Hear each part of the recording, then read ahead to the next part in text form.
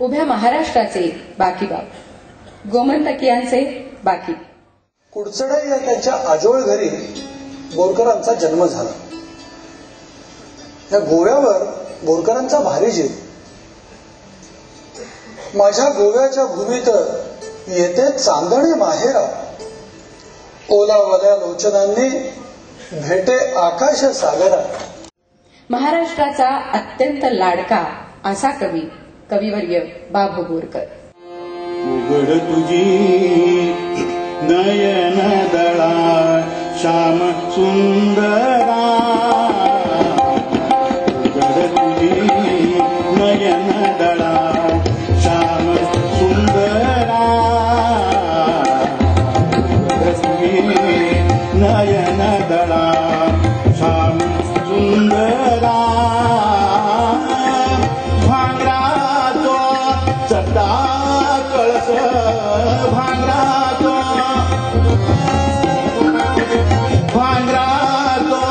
चटा कळस विश्व मंदिरा, नयन दळा श्याम सुंदरा, नयन दळा श्याम सुंदरा.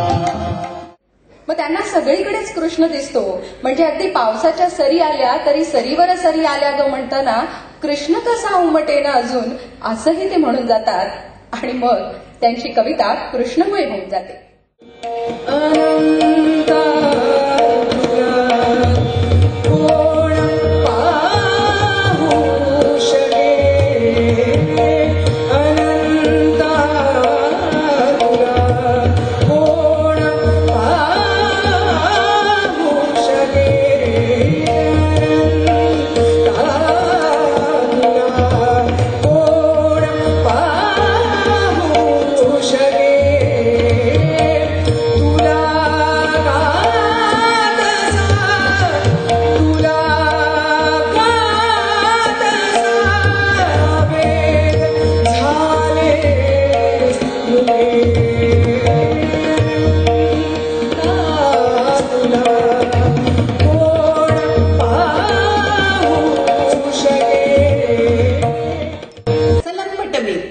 तरी माझं अगचित गोसावीपण भेटे. तेव्हा हा मुळातला अतिशय रसाळ असा माणूस, रसाने सारखा पाझरणारा माणूस. आणि तरी सुद्धा ज्या क्षणी ती पलीकडची हाक येते त्या क्षणी मी जाऊन दीप सारे मी चाललो नि जाया, आता अशाश्वताची उरली मला न माया, असं म्हणत सहजपणाने पलीकडे पाऊल टाकायला तयार असलेला असा हा कवी. संस्कार आणि साधना काय बोलावं. म्हणजे एकीकडे कालिदास आणि टागोर, अरविंद आणि ज्ञानदेव, गांधी, बारा तांबे, काका कालेलकर, बोरकरांनी या सगळ्यांना सुखावणार. मला असं वाटतं की बघत असतील ना बोरकरांच्या कवितेचं वैभव हे लोक, तर त्या वेळेला हे सगळेजण म्हणत असतील की या माणसाने आमचं सगळं तत्वचिंतनाचं आणि आमच्या मनातलं जे करुणेचं आणि रसाचं मांडणार आहे ते यांनी भरभरून लुटवलंय, आम्ही खूप सुखी आहोत, असं बोरकरांच्या कवितेकडे पाहुणे सगळे म्हणत असतील असं मला नेहमी वाटतं.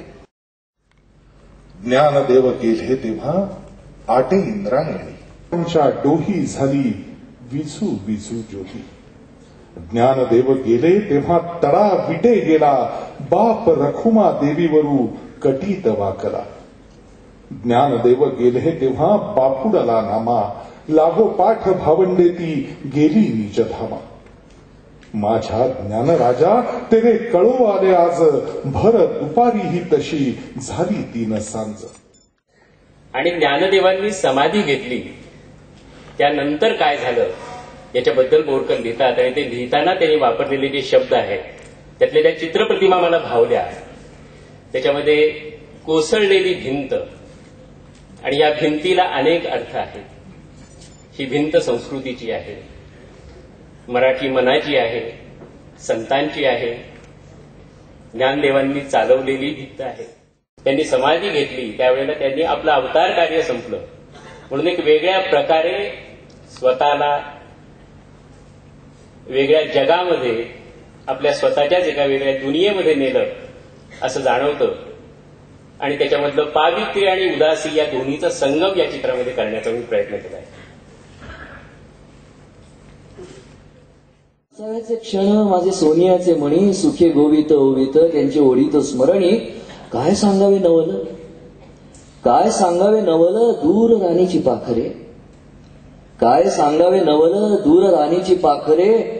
ओल्या अंगणी नाचता होती माझीच नातं रे, ओल्या अंगणी नाचता होती माझीच नातं रे. कधी होती डोळे ओले मन मानसाची तळी, कधी होती डोळे ओले मन मानसाची तळी. माझ्या पहिला तले हंस डोल घेती त्याच्या जळी, माझ्या पहिला तले हंस डोल घेती त्याच्या जळी. आणि या तर मला अशा ओळी वाटतात ना की हॅट्स ऑफ, म्हणजे सिक्सर. बोरकरांशिवाय नाही मला वाटत कुणी विचार करू शकेल की कधी पांगल्या प्रेयसी, कधी पांगल्या प्रेयसी जुन्या विझवून चुली, कधी पांगल्या प्रेयसी जुन्या विझवून चुली. आश्वासती येत्या जन्मी होऊ तुमच्याच मुली.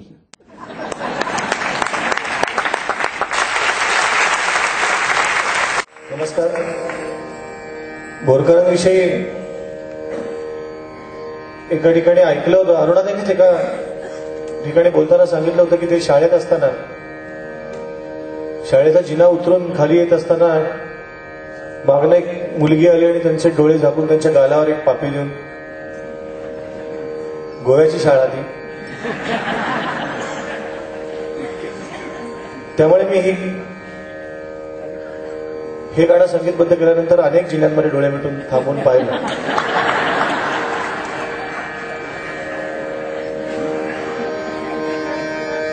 तव नयनांचे दर हरले, तव नयनांचे दर हरले, पानावरच्या तव बिंदू परी, पानावरच्या तव बिंदू परी त्रिभुवने डळमळले. तव नयनांचे दर हरले, हरले नयनांचे दर हरले. भव्य नौकातले दीपस्तब्ध सावधान झाले. संध्याकाळी अचानक दिवे लागण्याची जी घटना आहे ती, भव्य नौकातले दीपस्तब्ध सावधान झाले, त्यास देखुनी जळाचे खिन्न काळीज हलले. दूर कुठूनसा आला गूढ घंटारव कानी, मंत्रमुग्ध माझी वृत्ती, मुके मन मुखी वाणी. माझ्या कानी बाई बाई वाजे अलगूज, माझ्या कानी बाई बाई वाजे अलगूज. सांगो जाता तुझ गुज, सांगो जाता तुझ गुज, सांगता नये नये. माझ्या कानी बाई बाई वाजे अलगूज.